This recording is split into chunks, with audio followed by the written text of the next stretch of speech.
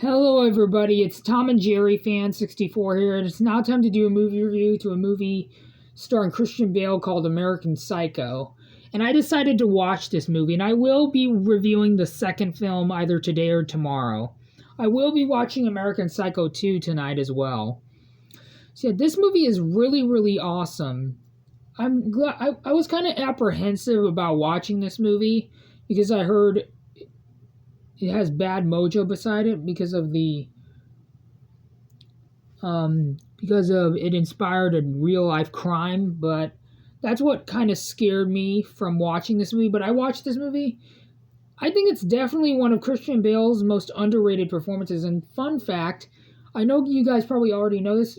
He wasn't the first guy to be playing the role of Patrick Bateman. Leonardo DiCaprio was up first to play him, but the role ultimately went to Christian Bale because Leonardo DiCaprio didn't feel like doing this movie.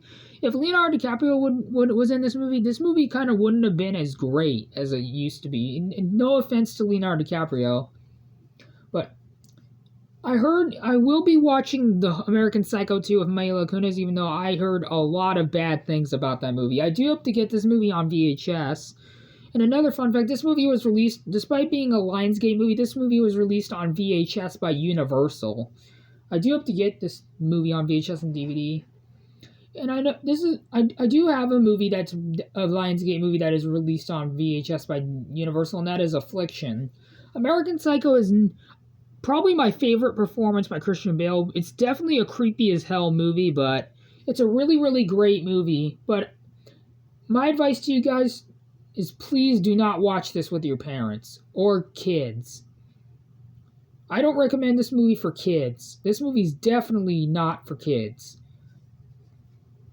See, this movie is gruesome in my opinion, but this was still a great movie. The kills were great, and Jared Leto was great as Paul Allen.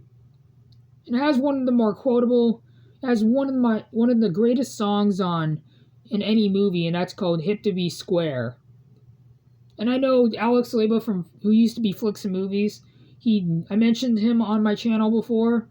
I mentioned him on my favorite movie YouTubers. He did a parody of this one movie at one point, and that was pretty good as well. This was a great movie. Definitely, this movie is not for everyone. I have to admit, it's not for everyone, but it's a great movie. And this is a 2000 film starring Christian Bale, William Dafoe, Jared Leto, Josh Lucas, who was in The Forever Purge and Sweet Home Alabama.